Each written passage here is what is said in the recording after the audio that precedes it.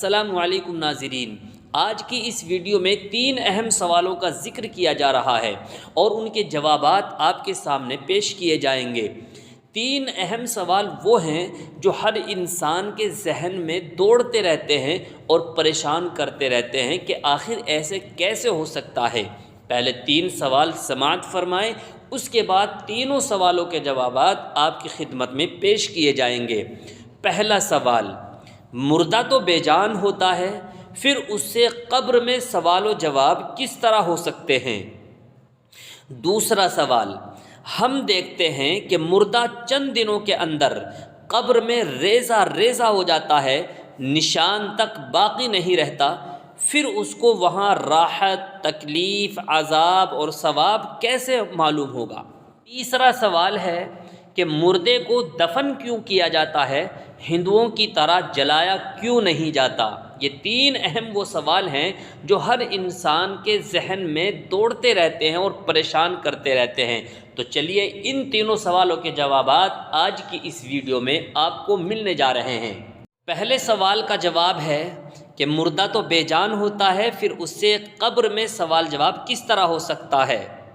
تو اس کا جواب یہ ہے کہ انسان کے جسم سے جو روح نکالی جاتی ہے، سوال و جواب کے وقت وہ روح مردہ شخص کے جسم میں ڈال دی جاتی ہے، جس سے وہ جان والا ہو کر جواب دیتا ہے۔ دوسرا سوال یہ تھا کہ ہم دیکھتے ہیں کہ مردہ چند دنوں کے اندر قبر میں ریزہ ریزہ ہو جاتا ہے، نشان تک باقی نہیں رہتا، تو اسے راحت و تکلیف، عذاب و ثواب کیسے معلوم ہوگا؟ تو اس کا جواب یہ ہے کہ دنیا اور آخرت کے درمیان ایک اور عالم ہے، یعنی ایک اور دنیا ہے جہاں پر دنیا کی سب چیزوں کے جسم موجود ہیں۔ اس عالم کو عالم برزخ کہتے ہیں۔ جس وقت فرشتہ روح نکال کر لے جاتا ہے تو اس جسم میں وہ روح ڈال دی جاتی ہے، پھر اگر مردے کو دفن کیا گیا ہے تو وہی روح قبر کے اندر اس جسم میں ڈال کر سوال و جواب کیا جاتا ہے، اور اس جسم کے قبر میں موجود ہونے تک تکلیف اور راحت پہنچتی ہے۔ اور اگر مردے کو قبر میں دفن نہ کیا جائے بلکہ جلا دیا جائے، یا کوئی درندہ، بھیڑیا یا کوئی اور چیز کھا جائے، تو سوال و جواب روح کو اس عالم برزخ والے جسم میں ڈال کر کیا جاتا ہے، اور اسی جسم کو آرام اور تکلیف پہنچتی رہتی ہے۔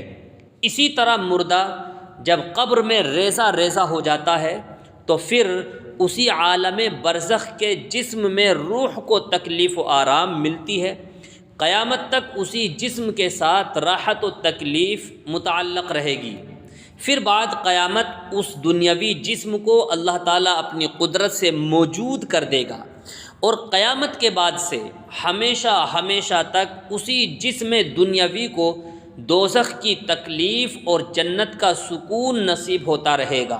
تیسرا سوال یہ تھا کہ مردے کو دفن کیوں کیا جاتا ہے، ہندوؤں کی طرح جلایا کیوں نہیں جاتا؟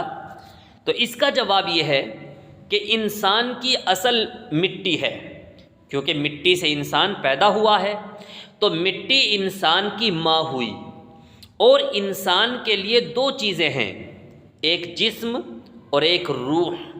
روح سے انسان بڑھتا ہے اور پرورش پاتا ہے، تو روح انسان کی مربی اور پرورش کرنے والی ہوئی۔ جس طرح کہ باپ بچے کی پرورش اور تربیت کرتا ہے، تو روح باپ ہوئی اور مٹی ماں۔